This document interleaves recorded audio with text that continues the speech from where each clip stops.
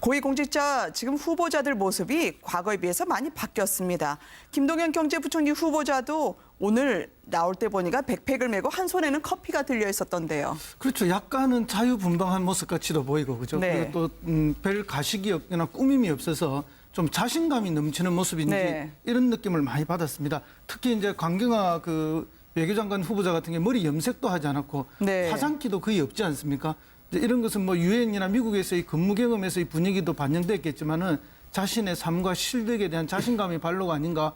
그러면서도 이제 방금 앵커께서 말씀하셨던 것처럼 오늘 출근하면서는 브로치를 달고 약간 좀 더 단아하고 단정된 모습으로 나온 것은 이제 외교부가 가지는 또 그런 특수성이 있기 때문에 아마 그 부분을 조금 갖춘 것 같긴 한데요. 네. 그다음에 이제 김동연 기재부 장관 후보자 같은 경우에는 뭐 노타이에 백팩이랍니까? 요즘 유행이죠. 저게 젊은 네. 사람들이 많이 메고 다니는데 실제 저분의 나이에 비해서 한 10살 좀 젊어 보이기도 하고 또 저렇게 해다니니까 더 좀 활력이 넘치는 그런 느낌을 많이 받습니다. 심지어 네. 오늘 장하성 정책실장마저도 그런 비슷한 모습으로 연출이 됐는데요. 이런 이제 그 청와대나 내각의 이 장관들의 이런 모습은 아무래도 이제 대통령의 그런 그 모습, 리더의 모습에 따라서 전체적으로 좀 영향을 받는 것이 아닌가. 네. 결국 리더가 만드는 분위기가 전체의 분위기를 좀 영향을 주고 이끌어가는 것이 아닌가 하는 그런 느낌을 많이 받아서 조금 네. 신선하기도 하고 좋습니다. 전 개인적으로 김동연 후보자에 대해서 좀 말씀드리면요. 네. 저분이 어쨌든 현직 의원들을 굉장히 많이 만났습니다. 이유가 뭐냐면요. 원래 예산실장하고 국무조정실장이야말로 국회의원들이 민원이 있을 때 가장 먼저 만나는 상대입니다. 그렇죠. 그래서 많이 만났는데 그때 김동연 후보자에 대한 평이 뭐였냐면 귀공자 같아. 부잣집 아들 도련님이네. 뭐 그런 거였는데 그 뒤에 저분이 어떻게 살았는가를 알고 국회의원들이 깜짝 놀란 적이 있습니다. 네. 뭐 이미 언론에 보도가 많이 했지만 판잣집에서 커서 소년 가장을 하면서 야간대학원에서 고시가 된 분입니다. 그런데도 불구하고 저런 젊은 모습은 뭐냐면 지금 아주대 총장을 하고 있습니다. 네. 학생들하고 캠퍼스에서 뒹구는 분이고요. 또 자기 연봉의 반을 갖다가 거의 9천만 원에 상당하는 돈을 기부금으로 장학금으로 내고 있다는 거 아닙니까? 그런 걸 보면 지금 저분이 젊게 보이는 것은 아마도 대학교에 있기 때문에 총장이기 때문에 그런 거 아닌가 싶기도 하고요. 또 하나는 지금 문재인 대통령의 모습이 본인도 말했지만 사실은 정상적인 모습입니다. 네. 그게 대통령의 모습이고 지금 저 장면도 총장이 저런 모습이 사실 정상 아니겠습니까? 그래서 저는 이제 좀 정상화되고 있는 과정 아닌가 하는 생각이 듭니다. 네. 과거 이제 박원순 서울시장이 선거 때 백팩 메고 다녀가지고 그 또 많은 사람들한테 호응을 얻었잖아요. 좀 활기차고 좀 젊은 이미지를 보여줄 수 있는 그런 뭐 상징적인 장면이라고 생각되고요. 네. 우리 이제 미국 대통령들 보면은 아마 부시 대통령 같은 경우에는 그 스폰지 같은 폭신폭신한 슬리퍼 같은 거를 신고 다녀가지고 그게 전 세계적으로 유행이 되기도 했었고 오바마 대통령은 또 백팩의 어찌 보면 원조라고도 할 수 있는데 백팩 네. 자주 메고 다녔거든요. 그 브랜드가 전 세계에서 엄청난 히트를 치기도 했습니다.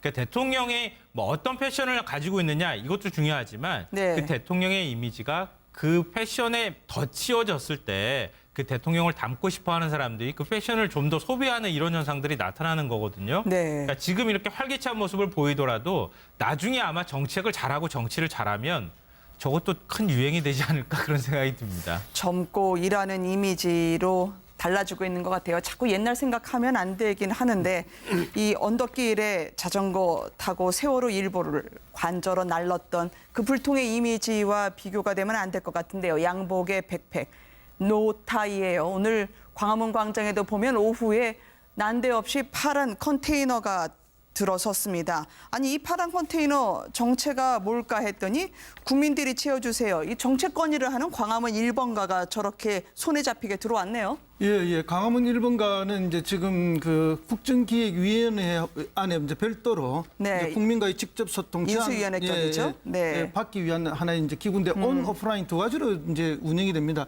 네. 온라인으로 운영되는 것은 이제 뭐 컴퓨터에 그 홈페이지가 개설이 됐죠. 네. 그리고 이제 이건 오프라인 상으로 이제 이렇게 하는 건데요. 네. 저기에서 뭐 여러 가지 뭐 국민 대통령 자기 의견을 말하는 국민 마이크 코너라든지 또 대통령과 함께 읽고 싶은 책을 이야기한다든지 이런 여러 가지 컨텐츠를 준비한 것 같습니다. 근데 이건 이제 직접 소통이죠. 그리고 네. 이제 결국 저 광화문의 그 공원에서 이제 여러 가지 이런 행사들을 통해서 직접 소통하는데 광화문 촛불 정신들을 실질적으로 이제 인수위 과정 동안에 네. 실제 인수위는 아니지만 인수위 유사한 거니까 인수위를 대신하는 거니까 그대로 이제 흡수하겠다 하는 그런 게 있고요. 마지막에는 이제 대통령까지도 직접 참석해서 네. 그런 이제 직접 소통의 장을 마련하는 것으로 그렇게 알고 있습니다. 현장으로 내려오는 소탈하면서도 바로 국민에게 다가가는 정치를 볼 수 있는 걸까요? 그러니까 국민 참여 정치의 한 방법이다. 저는 그렇게 생각하는데요. 굉장히 의미가 있다고 저는 생각합니다.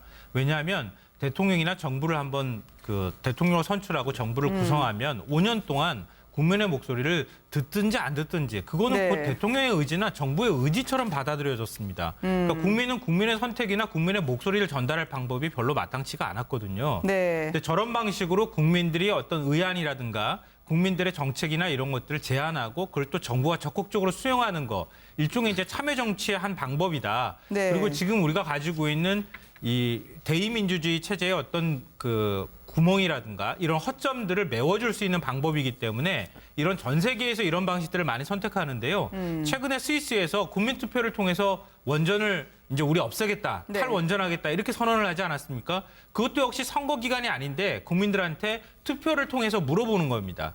이게 이제 대의민주주의의 어떤 한계점들을 보완하는 전 세계에서 일어나고 있는 하나의 운동 중에 하나거든요. 그걸 우리 정부가 수용하기 시작했다고 하는 점에서 굉장히 의미 있는 일이라고 저는 생각되고 앞으로 더 확대해야 된다고 봅니다. 이 사실 이 제도 자체가 새로운 건 아닙니다. 우리나라 1401년도에 조선 태종 때 네. 국민들 억울한 일이 있으면 신문고를 두들겨라. 그래서 신문고를 설치를 했었거든요. 네. 그게 이제 국민들의 뜻이라든지 그런 걸 듣겠다는 이제 그 당시 왕의 그 의지가 반영된 것이고 지금 우리도 국민신문고라고 국민거래위원회에 있는데도 불구하고 저걸 두는 것은 새 대통령께서 진짜 국민들의 가까이 가서 직접 듣겠다는 그런 의지의 표현으로 봐야 되는 거죠. 네. 그 청와대나 내각의 이 장관들의 이런 모습은 아무래도 이제 대통령의 그런 그 모습, 리더의 모습에 따라서 전체적으로 좀 영향을 받는 것이 아닌가. 네. 결국 리더가 만드는 분위기가 전체의 분위기를 좀 영향을 주고 이끌어가는 것이 아닌가 하는 그런 느낌을 많이 받아서 네. 조금 신선하기도 하고 좋습니다. 전 개인적으로 김동연 후보자에 대해서 좀 말씀드리면요. 네. 저분이 어쨌든 현직 의원들을 굉장히 많이 만났습니다. 이유가 뭐냐면요. 원래 예산실장하고 국무조정실장이야말로 국회의원들이 민원이 있을 때 가장 먼저 만나는 상대입니다. 그렇죠. 그래서 많이 만났는데 그때 김동연 후보자에 대한 평이 뭐였냐면 귀공자 같아. 부잣집 아들 도련님이네. 뭐 그런 거였는데 그 뒤에 저분이 어떻게 살았는가를 알고 국회의원들이 깜짝 놀란 적이 있습니다. 네. 뭐 이미 언론에 보도가 많이 됐지만 판잣집에서 커서 소년 가장을 하면서 야간대학원에서 고시가 된 분입니다. 그런데도 불구하고 저런 젊은 모습은 뭐냐면 지금 아주대 총장을 하고 있습니다. 네. 학생들하고 캠퍼스에서 뒹구는 분이고요. 또 자기 연봉의 반을 갖다가 거의 9천만 원에 상당하는 돈을 기부금으로 장학금으로 내고 있다는 거 아닙니까? 그런 걸 보면 지금 저분이 젊게 보이는 것은 아마도 대학교에 있기 때문에 총장이기 때문에 그런 거 아닌가 싶기도 하고요. 고위공직자 지금 후보자들 모습이 과거에 비해서 많이 바뀌었습니다. 김동연 경제부총리 후보자도 오늘 나올 때 보니까 백팩을 메고 한 손에는 커피가 들려 있었던데요. 그렇죠. 약간은 자유분방한 모습 같이도 보이고 그죠. 네. 그리고 또 별 가식이 없거나 꾸밈이 없어서 좀 자신감이 넘치는 모습인지 네. 이런 느낌을 많이 받았습니다. 특히 이제 강경화 그 외교장관 후보자 같은 게 머리 염색도 하지 않았고 네. 화장기도 거의 없지 않습니까? 이제 이런 것은 뭐 유엔이나 미국에서의 근무 경험에서의 분위기도 반영됐겠지만은 자신의 삶과 실력에 대한 자신감의 발로가 아닌가.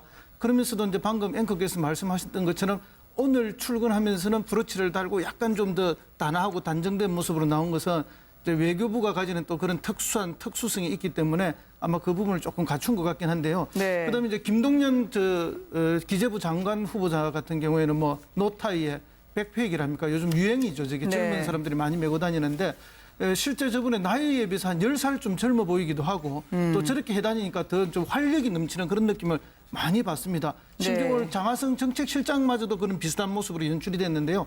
이런 이제 이미지로 달라지고 있는 것 같아요. 자꾸 옛날 생각하면 안 되긴 하는데 이 언덕길에 자전거 타고 세월호 일보를 관저로 날렀던 그 불통의 이미지와 비교가 되면 안 될 것 같은데요. 양복에 백팩, 노타이예요. 오늘 광화문 광장에도 보면 오후에 난데없이 파란 컨테이너가 들어섰습니다. 아니 이 파란 컨테이너 정체가 뭘까 했더니 국민들이 채워주세요. 이 정책 건의를 하는 광화문 1번가가 저렇게 손에 잡히게 들어왔네요. 예. 강화문 1번가는 이제 지금 그 국정기획위원회 안에 이제 별도로 네. 이제 국민과의 직접 소통 인수위원회격이죠. 네. 받기 위한 하나의 이제 기구인데 온 오프라인 두 가지로 이제 운영이 됩니다. 네. 온라인으로 운영되는 것은 이제 뭐 컴퓨터에 그 홈페이지가 개설이 됐죠. 네. 그리고 이제 이건 오프라인 상으로 이제 이렇게 하는 건데요. 네. 저기에서 뭐 여러 가지 뭐 국민 대통령 자기 의견을 말하는 국민 마이크 코너라든지 또 대통령과 함께 읽고 싶은 책을 이야기한다든지 이런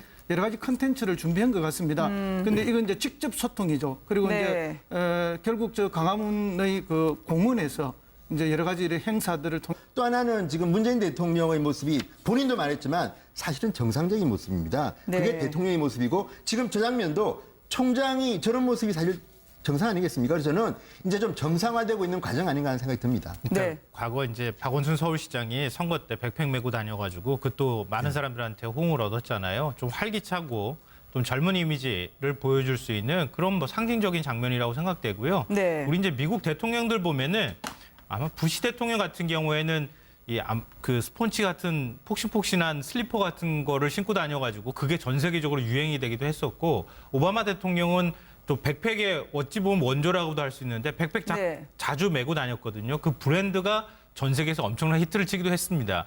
그러니까 대통령이 뭐 어떤 패션을 가지고 있느냐 이것도 중요하지만 네. 그 대통령의 이미지가 그 패션에 더 치워졌을 때 그 대통령을 닮고 싶어하는 사람들이 그 패션을 좀 더 소비하는 이런 현상들이 나타나는 거거든요. 네. 그러니까 지금 이렇게 활기찬 모습을 보이더라도 나중에 아마 정책을 잘하고 정치를 잘하면 저것도 큰 유행이 되지 않을까 그런 생각이 듭니다. 젊고 일하는 에서 직접 소통하는데 강화문 촛불 정신들을 실질적으로 이제 인수위 과정 동안에 네. 실제 인수위는 아니지만 인수위 유사한 거니까 인수위를 대신하는 거니까 그대로 이제 흡수하겠다 하는 그런 게 있고요. 마지막에는 이제 대통령까지도 직접 참석해서 네. 그런 이제 직접 소통의 장을 마련하는 것으로 그렇게 알고 있습니다. 현장으로 내려오는 소탈하면서도 바로 국민에게 다가가는 정치를 볼 수 있는 걸까요? 그러니까 국민 참여 정치의 한 방법이다. 저는 그렇게 생각하는데요. 굉장히 의미가 있다고 저는 생각합니다.